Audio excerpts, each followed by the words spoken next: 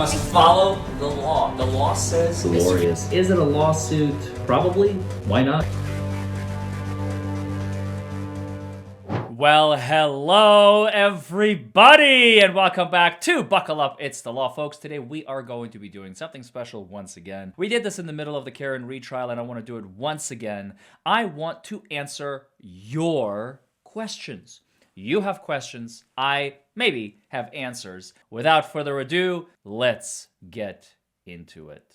Kathy Anello asks, what did Jen McCabe say about the 7 calls to John O'Keefe's phone that she deleted? I believe she had no answer for that. If I remember correctly from testimony in trial number 2 of Jennifer McCabe, and those pieces can be found on my channel as well. I have playlists for some of them, and most of them you'll just find if you scroll down to the previous videos. I have entire playlists from trial number 1, trial number 2, all of our key players, Guarino, Brian Albert, Jennifer McCabe, Trooper Proctor, former Trooper Proctor, Buchanan, Matthew McCabe, Ali McCabe, Tully, Trooper Paul, all the greats, the failures from trial number 1, and of course, from trial number 2, I did every single witness, the TLDR version, more or less. We may have skipped a couple here and there, so feel free and check it out. I can tell you that Jennifer McCabe had no explanation for the missing evidence, and from our conversation with Paula, I also interviewed a juror. Feel free to check that out if you haven't seen it yet. It's on my channel. It was released, I think, last week. You will see that they didn't really care. The biggest thing that the jurors appeared to have lamented was that Brian Albert and Brian Higgins did not come in to testify. Their names were thrown around. What about not hearing from Michael Proctor, we like to call him former disgraced Massachusetts State Police Trooper Michael Proctor? When the trial ended and you saw that he did not testify, the lead investigator, as you heard, did not testify. How did that make you feel? What did that make you think? Yeah, over the trial, I learned that Proctor was a former trooper, so okay, maybe he's not coming because he's the former trooper right now. So he already gave what he has to give in the case. He investigated. Whatever he did, he paid off. He's out. I did miss the Alberts and Higgins for sure. I think they should be called. We didn't know who they were, so we heard the names the whole trial and they didn't show up. So you feel that it hurt the prosecution by not calling the owner of the house, Brian Albert, and not calling the one who had the text message exchange with Karen Reed, Brian Higgins? You think that hurt the prosecution? I do think, because if they want to present their narrative and convince us of something, and that's their burden, they should bring in these people first. They will tell their point of view, what happened. They just gave an interview this week or last week, right? So we want to hear from them their story, so we could compare and see if it was reliable or not, and we didn't. They didn't even care about Proctor as much as they cared about Higgins and Albert, which is fascinating. Absolutely fascinating. Anyway, let's move on to the next question. Heather Kinder, Sims Realtor, asks, in both trials, there was blatant misrepresentation of evidence by the prosecution. The inverted video in the first trial and the sweatshirt presentation in the second trial are the most egregious examples, although there are so many more. Doesn't this rise to the level of prosecutorial misconduct or a censor by the bar? These things seem so unlawful to me, and they were actions taken by licensed attorneys. What consequences could there be? Well, Heather, I'm very sorry to report that when you have a corrupt judge running the show and you have a corrupt prosecutor leading the fray on the assault, you're going to have problems. And in order for them to be like caught in the act, or whatever you want to call it, bar complaints, etc., is there anything that can be done as a result of the prosecutorial misconduct? Probably not, unfortunately.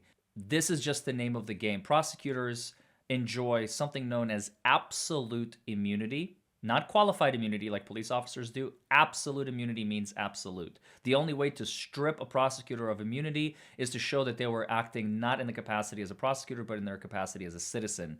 And during the trial, that was non-existent. You know, the minute they walk out of the courtroom, if they just go and slug somebody across the jaw, across their face, well, yeah, you're going to have an assault charge because they're not acting in the capacity. The punch did not occur in furtherance of their prosecutorial duties, if you will. However, here, they're going to enjoy absolute immunity. There's some conduct that could merit a bar complaint, and I'm sure there were some filed, but is the bar going to seriously look at him? They're just going to go, don't do it again, and they're going to move on about their day. There's nothing serious, unfortunately, that's going to come of it. But great question. Hold My Halo asks, now that Karen was acquitted, can she sue the McAlberts for still trying to pin it on the girl? Pin it on the girl. Remember that from trial number 2 and trial number 1? They're acting like there's been no justice for them. They rarely mention that there has been no justice for the guy. Yeah, make sure to tell him the guy went in the house.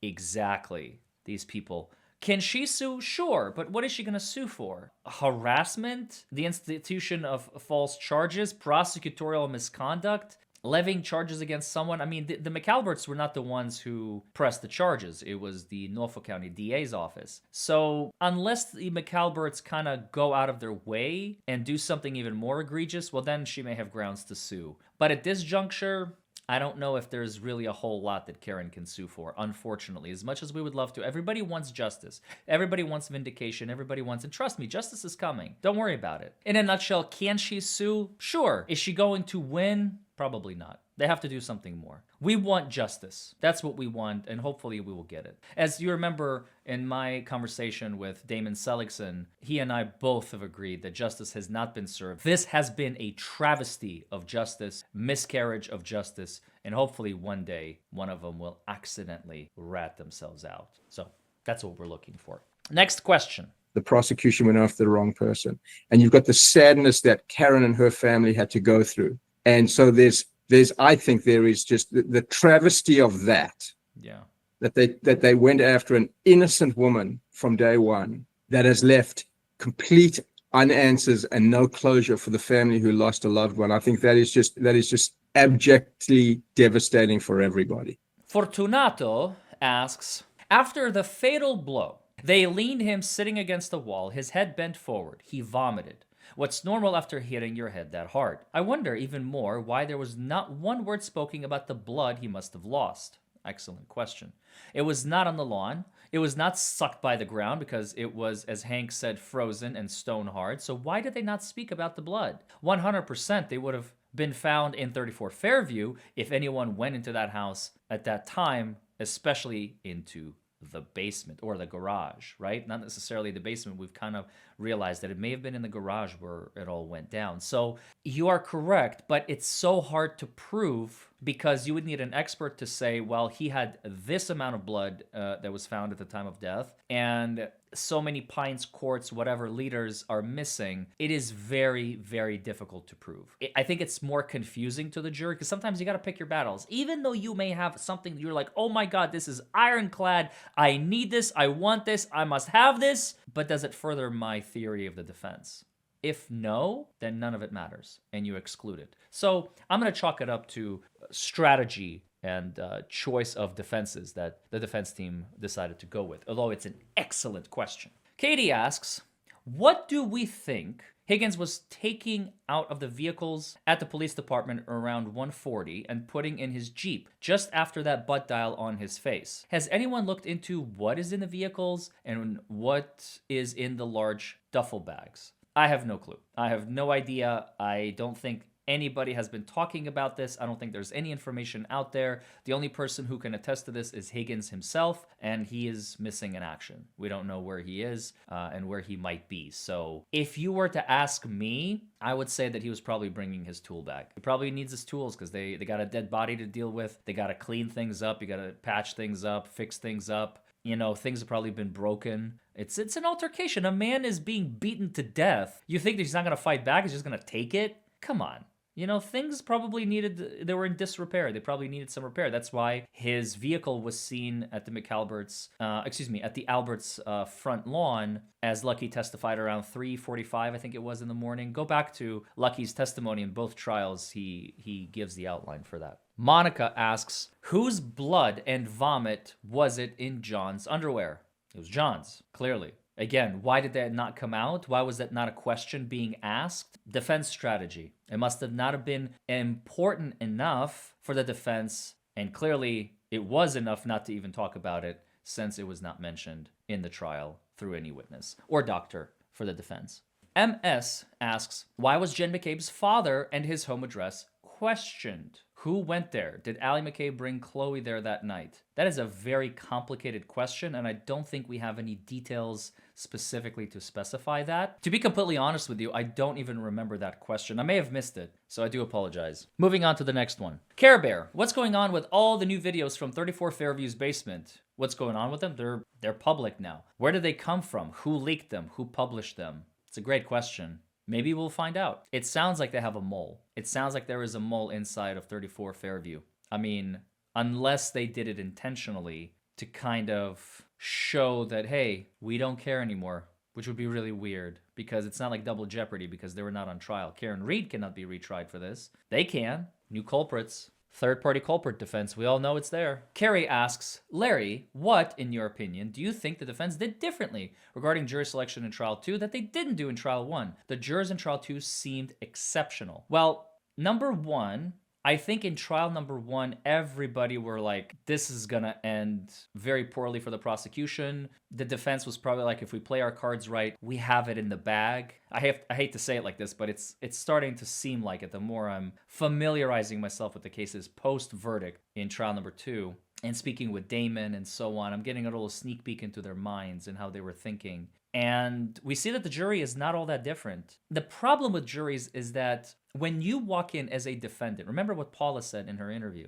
When you walk in as a defendant, they look at you and they go, I wonder what that person did. See? There is no presumption of innocence. It exists on paper and it's great. We love it. You're supposed to presume. You are supposed to assume. You're supposed to declare that person is innocent until we prove. Come on. Nobody thinks like that. Every single person is sitting there going, I wonder what they did. Anyway, let's listen to the judge. She's speaking. You know, it's normal. It's natural. When you're in the hot seat, there's always this presumption. Remember, some of the jurors even said they didn't like Karen's arrogance, they called it. That she appeared quite arrogant and high and mighty, like sort of thing. Because I'm wealthy and I can bring on this giant, insane team of, top tier defense lawyers from across the globe. And later they learned that it was not smugness, it was confidence. But in the beginning, why was it perceived as smugness? Because they're like, well, what did you do? And now you're smug about it? Like, come on, dude. We're talking like probably the first couple of days. You know what I mean? Then once they started hearing the evidence, they were probably starting to realize like, okay, this is a little bit more complicated than I thought it was. It's not as simple. Not as simple. Ellen Kadal, sorry if I'm mispronouncing that, was Chloe seen after January 29th, 2022? I don't believe so. I don't think there's any indication from anyone outside the Albert home that knows about her whereabouts after that day. There's some speculation. I'm going to tie this back to an earlier question. The duffel bag, that some people are saying that was Chloe, which I do not want to think about. I do not want to think about that. That is horrifying and depressing, and people are going to create all sorts of theories, so I don't know. And what happened to John's socks? Second question from Ellen. I think somebody put him on wrong after they killed him. Alessi and Yannetti have done interviews and they refuse to talk about it. There's a reason for it. It's probably going to come out in the civil suit and they don't want to shoot Damon in the foot and Karen. Deborah Claire asks, I would like to know how there was blood droplets on snow instead of on the ground. Why there was no blood on his hat. Where did the 3 pints of blood go? Again, we got the question about the blood. What cases John was working on before this happened? Okay, that's a lot of questions. In a nutshell, I believe John was part of a special unit investigating crimes against minors. I believe. That's the word on the street. I've been hearing about it a lot. I don't have any confirmation from independent research. However, the fact that there's no blood on his hat, the 3 pints of blood, the droplets, it's all evidence that the body has been tampered with and was placed there after the fact, after he was deceased. The temperature, see, in the evidence, discussion about the phone temperature and his body temperature, that it went from cold to warm and back to cold. You don't need any of this stuff. You already have it. You don't have to go through every single tiny little detail. This seems like a lot, like it's a big deal, and I agree with you 100%. But the defense didn't need it. You think they didn't know about this? If you think they didn't know about this, you need a reality check, because I promise you they did. They just chose not to use it. Again, strategy. Sarah Eishen asks, I seem to remember testimony about a post-it on which was written something about a ring video from John O'Keefe's. Okay? That's not really a question, it's a statement, so thank you for that, Sarah. But I think your question could be rephrased into a question, I guess. You know, do you know anything about a post-it on which something from the ring video from John O'Keefe's was mentioned? I personally do not. Sorry. Charlotte Kleinsmith says, fat ties are not good on you. You know what would be a great name for a beer? Fat Tie. You have Fat Tire, now we're going to have Fat Tie. Fat Tie Brewskis by the DUI guy. Fat Tie by the DUI guy. That even rhymes. You're giving me ideas, Charlotte, so thank you for that. Alyssa M. asks, what could be the reason behind Alessia and Yanni's not being able to talk about John's... Oh, socks. Okay, so I just mentioned that. There's no mention of why. There's no mention of John's socks in any notice of discovery or evidence list, but in a photo taken of John at the hospital. Correct. We can see that he's wearing black socks, but there's nothing about them in any documents. You'd think that if the socks had just disappeared, we would have heard the defense argue in court that they, the Commonwealth, lost evidence, but nothing. Once again, strategy. Remember, pick your battles. Don't fight every single thing. You only need to fight the battles that bring you to that two-word verdict, the not guilty verdict, right? And in an interview last night, so this was on June 30th, Mark Betterow, who almost joined the defense team, but for Auntie Bev, ooh, you meddling Bev, was asked about the socks again, and he said something about potential future cases and the defense knows what they are doing. I agree again, 100%. Is it possible that the attorneys discussed the socks at a sidebar with the judge, Bev? Possibly, but unlikely. And she ruled that they can't mention the socks in any way, shape, or form. That makes no sense. No, I don't, no. I don't believe that. And what could possibly be the legal basis for that? None. There is none. Strategic defense. They chose not to mention it because they either will save it for the civil case or they didn't need to talk about it. Because here's the other thing. If you play your entire hand and you know that there's going to be another redeal and you have to play with the same hand and everybody knows what you have and you just told them, I have a jack, a queen, an 8, a 7, and a 2. Oh, crap. I have to play this again? You know what I mean? It's like poker. You tell them, yeah, I have a queen, a jack, this looks like an 8, I don't know what the fourth card is, and a 2. You see the difference? It's very, very important when you are playing defense and offense at the same time to determine which pieces of information you're going to share and which pieces of information you're going to keep to yourself. Strategy. Once again, this is how the game is played. Sometimes I go and I tell the prosecutor everything that is necessary in order for me to achieve the best possible result for my client. However, sometimes maybe me and an insurance adjuster will be talking and I will explain in great and cumbersome detail exactly about what happened, when it happened, how it happened, etc. But on the third day, I'm going to go to a prosecutor and I'm going to say nothing and say, set it for trial, buddy. And they're going to be like, based on what? How are you going to win this? I don't know. You'll find out at trial. You know what I mean? So, and this is a good segue into my firm.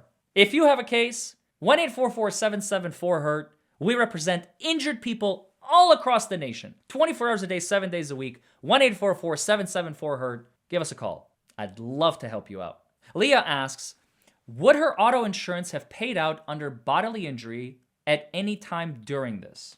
Similarly, could a liability claim be made now or previously against the McAlberts homeowners policy? Well, in order for a bodily injury claim to be paid out, there would have to be proof of a crash. There is none, so the answer is no to that. But a liability claim to be made against the McAlberts homeowners policy? Absolutely yes. Oh yes. It's just never going to be done because Peggy doesn't want to mess around with her friends. Yup. Sin City asks, the DVR evidence that was given from the Commonwealth of the Sallyport and Insight CPD, etc., we know it was given in small doses throughout the first trial and pretrial for the second trial. Could the jury not be informed that the defense was unable to obtain COC, what is that, chain of custody, or proof that The video footage wasn't edited in any way. I never understood. I get the defense wanted to use it as it went to their defense, but footage used in the second trial I noticed looked different from the footage in the first trial, as if it had been slightly edited. How is that legal? Again, strategy. It doesn't matter. That's just the way the cookie crumbled. Is there not some sort of instruction she could have read? No, it doesn't matter. Unfortunately, for the most part, it's a strategic defense. Excuse me, it's a strategic choice as to how the defense is going to proceed. We, the public, because we get to see every single frame of this, we can have these discussions. One person will notice this, another person will notice that. The defense, they're just looking at the big picture items. They don't care about tiny little minutia unless the minutia helps them. This was clearly not a minutia that they cared about. Great question, but unfortunately, the answer is, again, the same. It was a strategic move by the defense. Coastal Cutie asks, if a new DA is elected, which they probably will, let's be honest, Morrissey has like a less than 4% approval rating right now in Canton and Norfolk County. Can they bring forward charges on the third-party culprits? Absolutely. That the defense team wasn't allowed to be brought in 100%, and we hope that is going to happen. Matt B35 asks, what about the shards of the broken taillight that ended up near the flagpole? There were no tire tracks leading to that area. I don't recall anyone mentioning this unless I just missed it, but how could a broken taillight end up that far off the road? Exactly, because they were scattered there by either Buchanan, Chief Berkowitz, Higgins, or somebody else. If you remember from the first trial, you have to go check out his testimony. It's only about 2 hours with my commentary. He only talks for about an hour and 20 minutes on cross-examination, because that's all we care about, without my commentary. So my commentary is about 40 minutes. I have a playlist for Trooper Paul. Oh my God. If you want a laugh, if you want to be on the floor dying laughing, go check out Trooper Paul's testimony. It is insane. The dude literally sat there and said, well, he must have flown like 30 feet after he got hit by a car. What? So the broken taillight pieces ended up that far away for a very simple reason. They were scattered by a police officer. Skeetman911 asks, why didn't the defense show the video of Higgins taunting John O'Keefe in the first trial? I don't think they were aware of it. Otherwise, they probably would have. A CSI Junkie asks, I would like to know why Mrs. O'Keefe was shocked that Karen Reed was at the hospital when she was taken in. Why was she so mad? Look, she didn't like her. In Peggy's eyes, Karen was just a floozy ruining her son. You know what I mean? Did she not like her already? Yes. And if not, who got to her? Come on. Really? Jen McCabe. Duh. The Alberts. Duh. Caitlin Albert, duh. Mrs. Proctor, duh. They all brainwashed this poor woman, and she just accepted it hook, line, and sinker, and you will never change her mind, ever. Now, this is a good question. I don't know if I have an answer to it. Michelle Smith asks, did John own One Meadows, or was it his sister's house? I actually don't know the answer to that. I'm wondering if it was his sister's house, if that was part of the reason he and Peggy were not on good terms, because we know she and Paul like the money. Maybe. That's a great question. Maybe somebody in the comments will be able to enlighten us on this, because I don't have an answer. The McAlbert rock, where did it come from and where did it go? It was planted there by the McAlberts, and once the jury did their showing of the property, it was taken back. Easy. Susanna G asks, there were at least 3 people who lied to the feds. Yes. If they tell the person it's a crime to lie to them, why didn't they get any penalties? Well, because somebody has to actually do something. See, it's nice to talk about all this stuff, but somebody actually has to lift a finger and start making these arrests. So hopefully they're coming. If I were to bet money, I would say no. The FBI, unfortunately, has bigger fish to fry. They're dealing with cartels and whatnot, and I'm sure they have a billion excuses why one dead cop in Massachusetts is not worthy of their time. It's sad. Jesse Custer asks, what I do not understand and will never understand, why has nobody from outside the cesspool of politics in Canton came out and said, something's not right? What do you mean no one? Everyone has been coming out and saying something's not right. I'm confused. You mean like practically in a courtroom, whatever? Everybody's got business to do, if that's what you mean. Someone in politics has to have a look and say, wait, we need a full inquiry into this. He says, sorry, I'm from Scotland. And listen, don't apologize. We agree with you 100%. It's just who? You know what I mean? The defense was told repeatedly, asks Jody, by Judge C, that the verdict slip could not be changed, that she needed precedent. How did the defense get the verdict slip changed? Are you talking about the jury instructions? That's because the jury came back with questions that they misunderstood the instructions. So Auntie Bev decided, you know what? I will make the instructions a little bit easier to read. So her precedent came from a second jury now going in her courtroom on the same case with the same question. Like, we don't understand what this means. So she's like, okay, fine, I'll fix it. Great question. Karen Moore asks, why couldn't the defense talk about the garage at 34 Fairview? I think this wasn't even on anyone's mind, really, up until the very, very end of the trial, in trial number 2. And I have a feeling it may come out in the civil case, so be on the lookout for that and what Damon might be making some moves in that regard. The Mixtress asks, why did Karen Reed reverse at 24 miles per hour moments after she dropped John O'Keefe off? Because it never happened. Why did Karen Reed say, I don't think I hit him, but could I have clipped him if she didn't do it? She never said that. Diana Castella asks, I'm curious for your opinion on how was John's body moved out of the house and to the flagpole? Higgins and Albert. Brian Higgins and Brian Albert probably carried them. And who moved the forward edge? That was Brian Higgins. Before Karen arrived at 6 a.m. and saw John's body on the lawn. I think that was Higgins, because Higgins had to come back. That's why they were communicating, Brian Albert and Brian Higgins. What, if any, asks Propaganda. That's a great name. I like that. And your @ is fthisinfo. You're like my new BFF. What, if any, impact will the OUI charge have on the civil case? So her OUI conviction? Absolutely none whatsoever. Claire Daree asks, is there any plan to parse Karen Reed's court proceedings to quantify the lies, inequities, infractions on Karen's constitutional rights, etc.? Not that I know of. You can be the first one. Especially Judge Bev's bias on Brennan's sweatshirt holes, x-ray, etc., the hoodwink attempts. I'd volunteer. Well, Clary Derry, you are now tasked with it. Thank you for volunteering. Chris Como Parody says, still milking the Karen Reed after all these weeks? Jesus H. Christ! Even Hot Mike's Billy has moved on. Shouldn't you? I have nothing else to talk about. My entire life revolves around Karen Reed's case. I'm going to be talking about it for the next 27 years, 5 months, and 3 days because I have nothing else to talk about. I am just a bottom feeder law tuber who has nothing else to do. I don't have any clients. I don't have a practice. I just sit around waiting for Karen Reed updates, and I'm going to keep doing it. Sorry, not sorry. Chiachio asks, when she gets drunk and admits it, can she still go to jail? Absolutely. 100%. One day, Jennifer McCabe, or you may be talking about Carrie Roberts, I'm not 100% sure here. One of those two are going to get drunk and they're going to accidentally spill the beans, and oh boy, I'm going to be there for it. Great comment. Another one from Ellen Catal. If Lally had evidence that Barros would testify that the taillight photo from the Sallyport did not match what he saw in Dighton, what punishment could he face? What punishment could Brennan and others face for the sweatshirt hole snafu? So I already talked about the latter one, probably nothing. And the Barros, still nothing, unfortunately. Time Zone asks, oh wait, that's not a question. Go away! Never. Next question.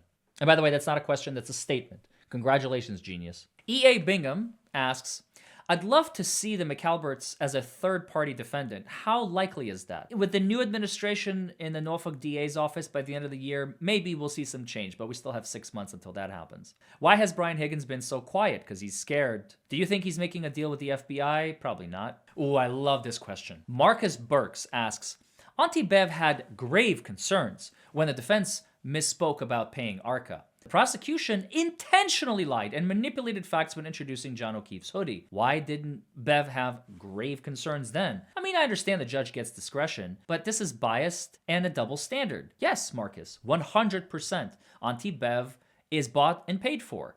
We don't know how. All you have to do is take a look at her little run as she runs from the airport to the vehicle that was picking her up in New Orleans for vacation right after the trial ended. She is trying so hard to avoid any media attention, any cameras, any recognition. She's trying to kind of float through life like, I don't exist, I don't exist, I don't exist, I don't exist. There's a reason for that because she knows she's guilty. She knows that her conduct was abhorrent, despicable, and unbecoming of an officer of a court, let alone supposed to be an honorable judicial position. She has brought it into disrepute and made it one of the most dishonorable things we have ever seen in any courtroom in the United States publicly. She knows this. That's why she had no grave concerns, because she is part of the charade with the prosecution, Lally and Brennan and Laughlin. It's disgusting. Mad Dog Photo Will there now be a formal judicial complaint, or whatever it's called,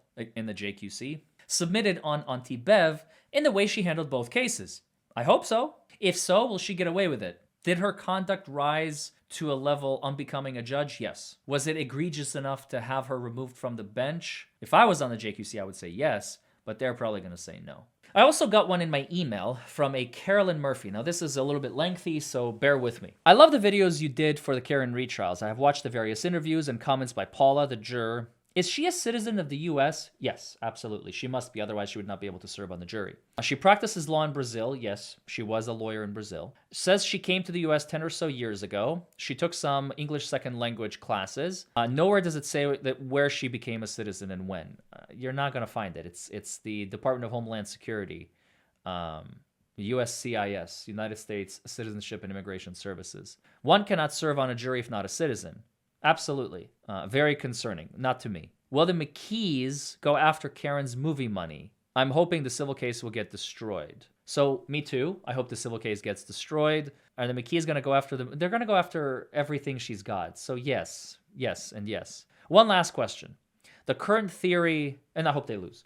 The current theory is the killing took place in the garage. Why did the Alberts dig up their basement floor and replace all of the carpeting? Maybe the body was stored there while they were trying to figure out what the heck to do. Maybe they wanted to move it from open space like a garage where somebody could accidentally walk through to a basement where it's a lot easier. I don't know. I don't want to think, like, it's so disturbing to even think about these psychopaths and what their mental state of mind was at the time that they did all of this crap, these heinous acts. I don't think it was Higgins. I think it was Brian Albert and or Colin. Where is Higgins? Exactly. Okay, so you don't think, that's fine. You're entitled to your opinion. Someone will flip eventually. Who will it be? Exactly. Thank you for all you did for Karen. You're welcome. Well, folks, I hope you enjoyed this. Don't forget to like this video, comment below, subscribe to the channel if you haven't already. It was fun. I love reading your comments. I love reading your questions. I love answering them whenever I can. And I hope that you guys keep asking these questions because although we have freed Karen Reed, there is still justice for John O'Keefe to be done. I am going to continue releasing videos on my channel. As I know I jokingly said, you know, I'm going to continue talking about this case forever. Of course, that's not true. I was just being sarcastic. For those of you who may have not caught on, which I'm sure you all did. But we're going to continue with daily videos. I'm going to have a video for you guys every day. I made a promise a couple of months ago, a promise that I'm going to have to uphold, despite the fact that now Brian Koberger has accepted all guilt. I'm not too worried about it. We will find there's plenty of other stuff to cover out there. Walsh, Birchmore, Adelson. I have a lot of cases on my list that I'm going to do. And I appreciate you all watching. I hope you all learned something. I hope you all enjoyed this video, and I will see you all in the next video. And I hope you all have a happy 4th of July. Bye, everybody.